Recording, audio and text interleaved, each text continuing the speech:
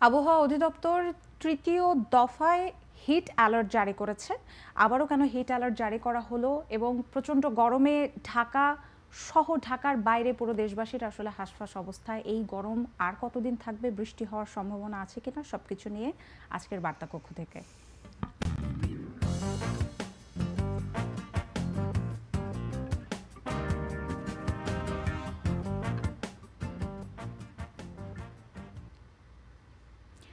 দর্শক সবাইকে স্বাগত জানাচ্ছি বার্তা কক্ষ থেকে, সাথে আছে আমি নিকিতা নন্দিনী। আজকে আমার সাথে বার্তা কক্ষ থেকে আছেন প্রথম আলোর সহকারী বার্তা সম্পাদক পার্থশঙ্কর সাহা।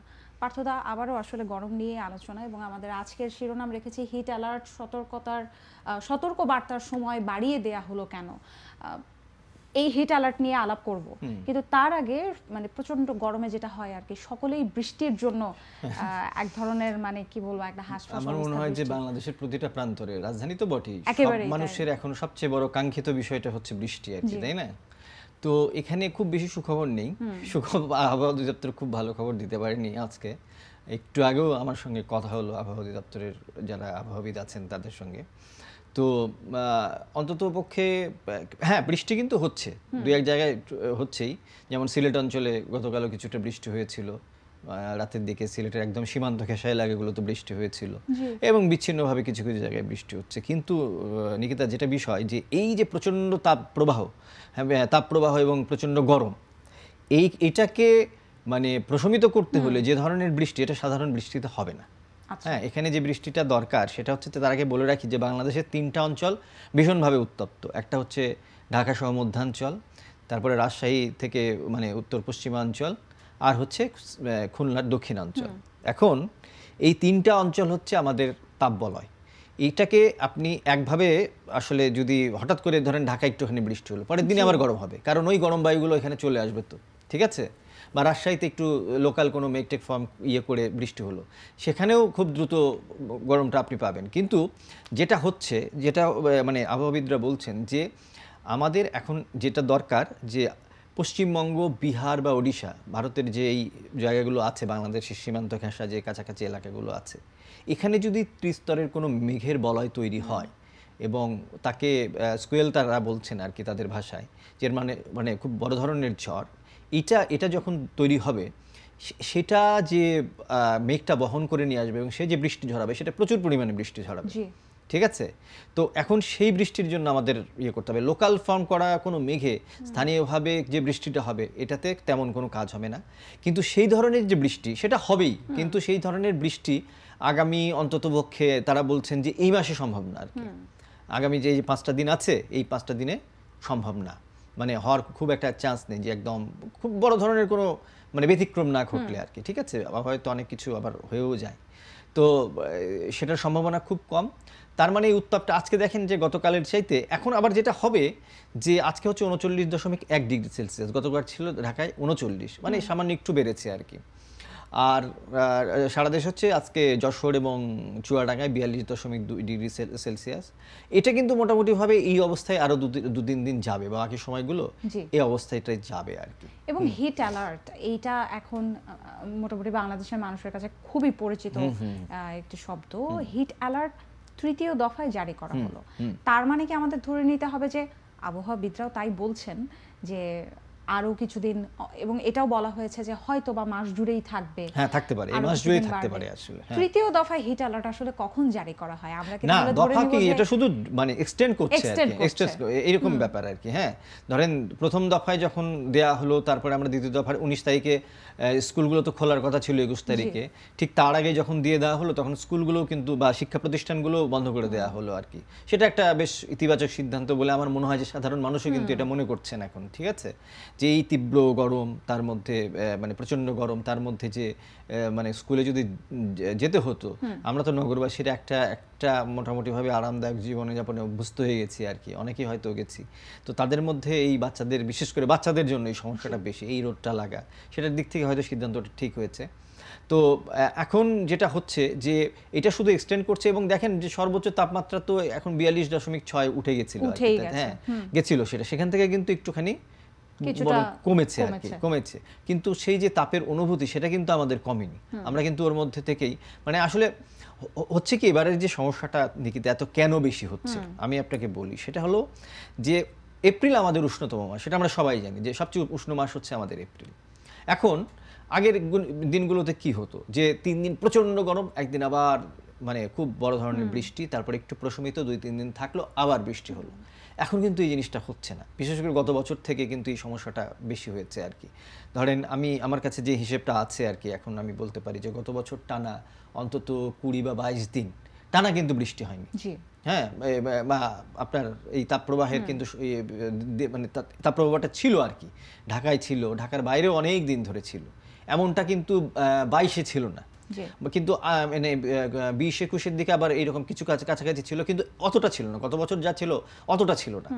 সমস্যাটা তখনই হয় যে মানুষের ওই গরম বোধটা অত বেশি লাগে না যদি একটু বৃষ্টি হয়ে প্রশমিত হয়ে আবার গরমটা আসে আর কি। হ্যাঁ, কিন্তু এবার যেটা টানা হচ্ছে গতবারের মতো সেই একই অবস্থা আর কি। সেজন্যই আপনি দেখেন যে অস্বস্তি বলেন, তারপর হচ্ছে প্রচণ্ড ঘাম, হ্যাঁ, তারপরে হচ্ছে আপনার এই কি বলবো যে আমাদের তো নগরের যে বাস্তবতাগুলো আমরা জানি, এটা একটা কংক্রিটের মানে নগরীতে পরিণত হয়ে গেছে। আমরা ঠিকমতো আমাদের গাছপালাগুলো মানে ওই রকম নেই, এবং আমরা অনেক জায়গায় খুবই মানে অপরিকল্পিত হয়ে গাছপালাগুলো লাগানো হচ্ছে, অনেক জায়গায় এক্সোটিক মানে বিদেশি জাতের গাছগুলো লাগানো হচ্ছে।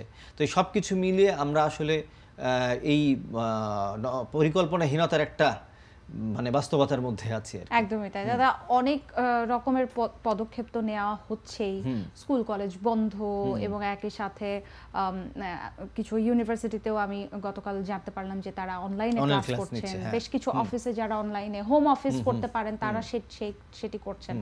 এই সবের পাশাপাশি আর কোনো পদক্ষেপ বা ছোট পরিসরেই হোক বা বড় পরিসরেই হোক নেওয়া যেতে পারে কিনা, আপনার বিশ্লেষণ কি বলে? না, এখন যেটা হচ্ছে যে আমাদের এই যে তাপ মানে প্রবাহ যে বেড়ে যাচ্ছে, এটা কিন্তু অনেক বিজ্ঞানীরা বলছেন যে এটা যে বৈশ্বিকভাবে একটা বৃদ্ধির ঘটনা ঘটছে, তার বাইরের কোনো কিছু না।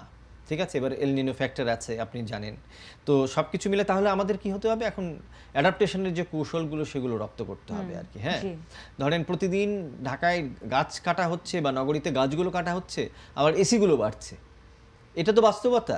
কালকে বুয়েটের একজন শিক্ষকের সঙ্গে কথা বলছিলাম, তো বুয়েটের উনি স্থাপত্য বিভাগের শিক্ষক আর কি, উনি বলছেন যে ওনার মানে যে শ্রেণীকক্ষ বা যে বিল্ডিংটা আছে বুয়েটের, সেখানে কোনো এসির দরকার হয় না কোনো সময়, এই প্রচণ্ড গরমের মধ্যে ওনার এসির দরকার হয় না, কারণ সেই যে ডিজাইনগুলো করা আছে এবং ওই অঞ্চলটাতে কিন্তু গাছগাছালিও মোটামুটি আছে আর কি। হ্যাঁ, তো এমন চমৎকার করে, কিন্তু ওই ধরনের বৃহৎ বা ওই রকম ধরনের স্থাপনা তো সবার পক্ষে করা সম্ভব না। এবং আমরা যেটা করেছি যে ধরেন সিটি কর্পোরেশনের বা রাজুকের একটা নিয়ম হচ্ছে 8 ফুট দূরত্বে আপনি বাসাবাড়ি করবেন। আপনি যেখানে থাকেন, আমি যেখানে থাকি, আমরা বলতে পারবো এখানে আমাদের আশপাশে এক ঘরে আপনি ঘরের জানালা পর্যন্ত খুলতে পারেন না, অনেক জায়গায় এগুলো আছে, এবং ভালো ভালো আবাসিক এলাকাতেই তো এই অবস্থা আর কি, তাই না? তাহলে এবং রাজুক তাদের এই যে আপনার নগর পরিকল্পনার যে ইয়েতে তারা বলছে, বিশদ পরিকল্পনায় যেটা বলছে যে একটা বড় অংশ নগরীর একটা বড় অংশের ঘরবাড়ি বা স্থাপনা গড়ে উঠেছে অপরিকল্পিতভাবে এবং তাদের কোনো নিয়ম না মেনে। তাহলে আমি যদি এই জায়গাগুলো স্পেসগুলো না রাখি, এক্ষেত্রে ধরেন আমার উদ্যানগুলো হয়ে ভরে যাচ্ছে, কংক্রিটের উদ্যান পরিণত হচ্ছে অনেক ক্ষেত্রে, উদ্যানগুলোরও কিন্তু অনেক ক্ষেত্রে এই অবস্থা হচ্ছে।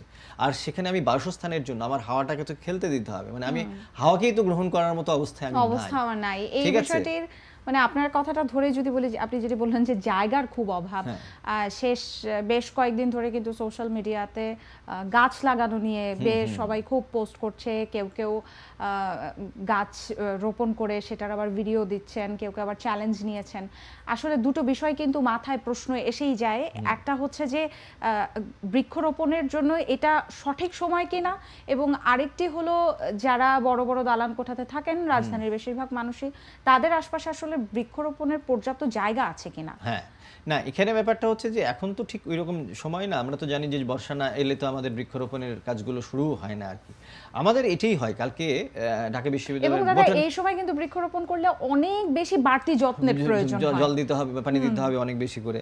এখন আরেকটা বিষয় হচ্ছে কি, আমাদের যখন যে সমস্যাটা হয়, কালকে আমি ওই কথাটাই বলছিলাম আপনাকে, যে বটনের একজন শিক্ষক বলছিলেন আমাদের এখন প্রচন্ড গরম লাগছে, সেজন্য আমরা গাছ লাগানোর কথা বলছি, গরমটা চলে যাক আমরা গাছ লাগানোর কথা ভুলে যাব।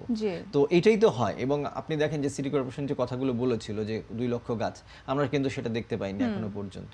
এবং আমাদের হয় কি যে খুবই ধরেন মানে এক্সট্রিমপোর সবকিছু, যে এখন এটা সমস্যা হলো আমরা আসুন তাহলে এটা সমাধান করি, ব্যাপারটা তো তা না। গাছ কিন্তু আমাদের এই লার্নিংটা দেয় যে তুমি হঠাৎ করে কোনো কিছু করতে পারবে না। একটা গাছ ধীরে ধীরে ধীরে ধীরে ধীরে ধীরে বেড়ে ওঠে, তারপরে ছায়া দেয়, তার ফল ফুল সমস্ত কিছু দেয়।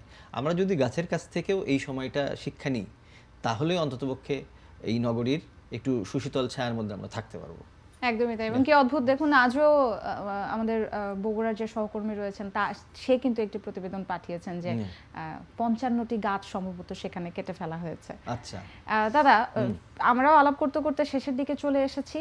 এই বিষয়গুলো নিয়ে সামনে আরো বিস্তারিত আলাপ করতে চাই। আমাদের দর্শকদের সাথে আমরা ইতিমধ্যেই আসলে গরম নিয়ে কি করব না এসব নিয়ে অনেক আলোচনা করেছি, এবং দর্শকদেরও আসলে একটু বলতে চাই যে দর্শক, আবহাওয়া অধিদপ্তর থেকে যখনই যেই আপডেট আসছে আমরা কিন্তু সেই আপডেটগুলো আমাদের অনলাইনে, ভিডিওতে, সব জায়গাতেই আমরা বারবার দেবার চেষ্টা করছি। আপনারা সেখান থেকেও এই আপডেটের তথ্যগুলো জেনে নিতে পারবেন। আজকে এখানে শেষ করছি, আগামীকাল আবার অন্য কোনো বিষয় নিয়ে আলাপ হবে আগামী রবিবারে। ততক্ষণ সবাই খুব নিরাপদে থাকুন, সঙ্গে থাকুন প্রথম আলোর। আর প্রথম আলোর সঙ্গে থাকতে ভিজিট করুন prothomalo.com, সাথে প্রথম আলোর ফেসবুক পেজ এবং ইউটিউব চ্যানেল। থাকুন ভালোর সাথে, আলোর পথে।